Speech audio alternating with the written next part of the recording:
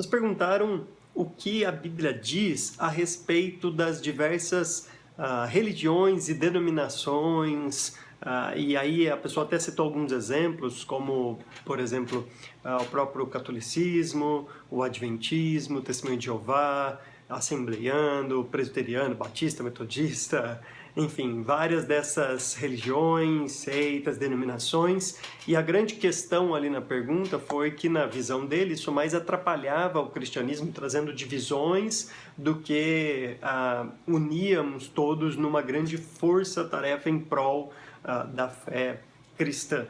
Então, vamos lá, nós primeiros temos que definir algumas coisas. A Bíblia dá um limite, um padrão estabelecido para sabermos quem é salvo ou não.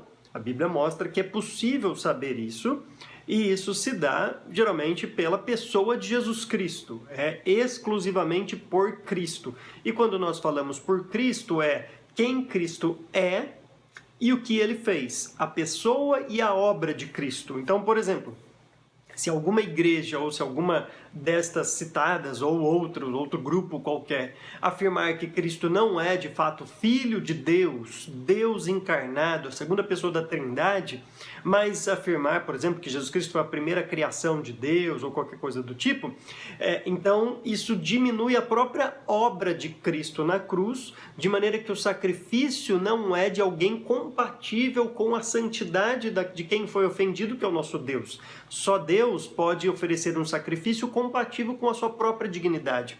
Então, recusar ou renunciar a quem Cristo é tem implicações na obra de Cristo, de modo que, então, estas pessoas não são salvas. Todo aquele que confessar a Jesus como Senhor, como Yahweh do Antigo Testamento, e crer em seu coração que ele ressuscitou dos mortos, é quem ele é e a sua obra.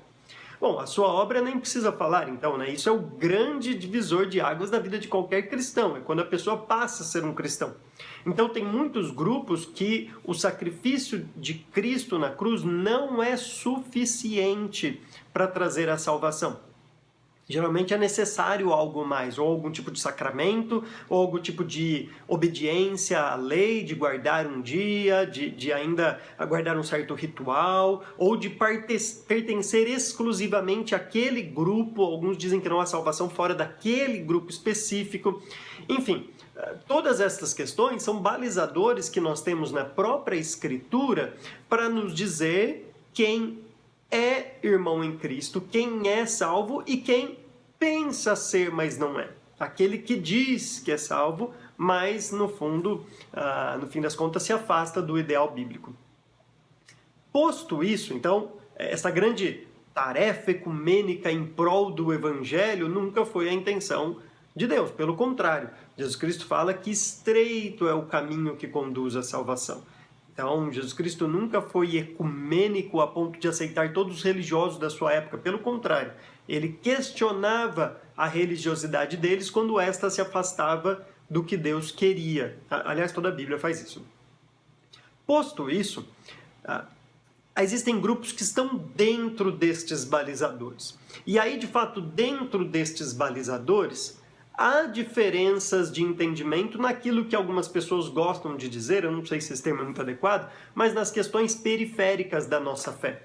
Naquelas questões que não são essenciais à salvação de alguém. Então, todo mundo que é salvo sabe que um dia Cristo vai voltar para restaurar todas as coisas. Eu vou dar só um exemplo. Mas tem aqueles que acham, que creem que Jesus Cristo vem aqui para reinar neste mundo por 1000 anos, e tem aqueles que acham que Jesus Cristo vem para já instituir novos céus e nova terra. Enfim, são diferenças de pensamento, mas que não interferem em si na salvação. E nem devem, neste caso, serem inimigos na fé ou concorrer para propósitos distintos, porque dentro desses balizadores, aí sim, estamos todos no mesmo propósito, que é a glorificação de Deus, a expansão do reino de Deus, o evangelismo, a edificação de vidas. Esse é o grande nosso propósito. Então, quando eu, por exemplo, estou evangelizando alguém, e descubro que essa pessoa, e eu já fiz isso por algumas vezes, descubro que essa pessoa mora perto de uma igreja que não seja nem da minha denominação, mas que é uma igreja que está dentro desses balizadores, uma boa doutrina, sadia, eu já indiquei pessoas para essas igrejas. Falei, ó, tem uma igreja próxima à sua casa, que é uma igreja bíblica, que é uma igreja cristã, que está dentro desses balizadores que a Bíblia apresenta. Então, se você quiser conhecer ali, se reunir, nós podemos ir juntos, sem problema nenhum. Porque estamos todos juntos aqui, dentro destes balizadores, concorrendo para a glória de Deus, para a expansão do seu reino. Isso não quer dizer que nós devemos esticar os próprios balizadores que a Bíblia coloca e aceitar todo mundo que diz crer em Deus aí neste meio. Isso não. Então, existem de fato diferenças entre estes grupos, naquilo que a Bíblia muitas vezes permite de interpretações, de visões de alguns textos. Óbvio que uma pessoa tem que estar com a verdade, nós não somos pós-modernos a ponto de dizer que todo mundo está certo.